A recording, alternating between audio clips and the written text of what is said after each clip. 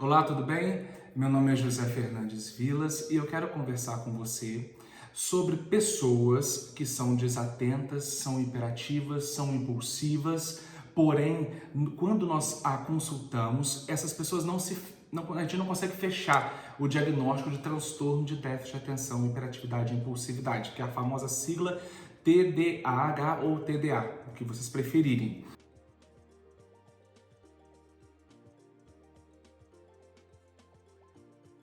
Então, existem pessoas que chegam no consultório, olha, doutor, eu sou desatento, eu sou desorganizado, me perco às vezes no trabalho, nas atividades do trabalho, às vezes minha casa fica desorganizada a ponto de não conseguir me organizar e tal.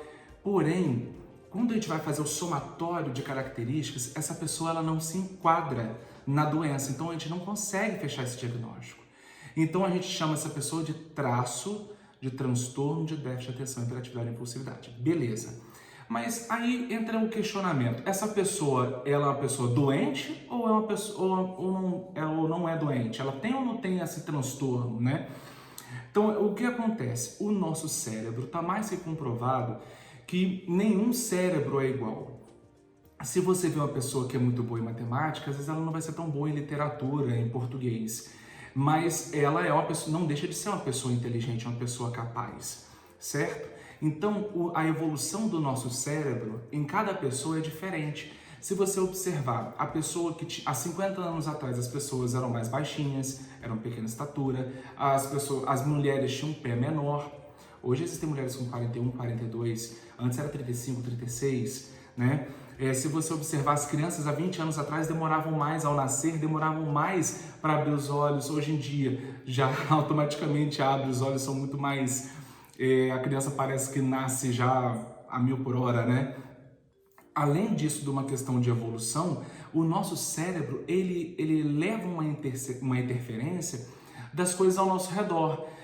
Se você observar a quantidade de informação que nós adquirimos, o professor que nós temos, quando a matéria nos é apresentada, isso também interfere na nossa questão de aprendizado. Então, todas essas questões, elas podem alterar podem alterar as características do nosso cérebro. E com isso, a pessoa ela ter algumas características, igual ela pode ser desatenta, ela pode ser desorganizada, ou ela pode ser impulsiva, porém, por uma questão mesmo de evolução. Mas a gente não consegue fechar nessa pessoa o diagnóstico de transtorno de déficit de atenção, hiperatividade e impulsividade. Acredita-se que os transtornos mentais é como se fosse a exacerbação de características comuns às pessoas. Então, suponhamos, uma pessoa que ela é muito organizada, pode ser que a pessoa que tenha toque seja uma exacerbação dessa organização, né? Então, o que a gente chega nesse consenso? Então, às vezes, a característica simples de desatenção não é uma desatenção tão avassaladora que cause a doença. Então, quando você vê um paciente que ele tem... Qual é a diferença do cara que tem traço e o cara que tem transtorno? O cara que tem traço, ele é desatento ou ele é desorganizado, porém essa desatenção, essa hiperatividade, essa impulsividade, ela não causa transtorno, nem na vida pessoal, nem na vida do trabalho dessa pessoa.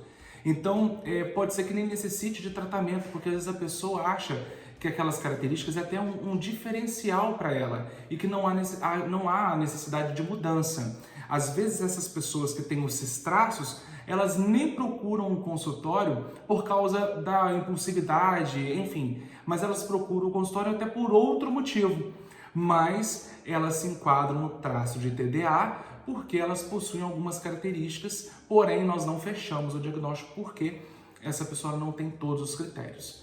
Beleza? Então esse é meu videozinho de hoje, falando sobre traço de transtorno de déficit de atenção, hiperatividade e impulsividade. Um grande abraço e até o próximo vídeo. Valeu!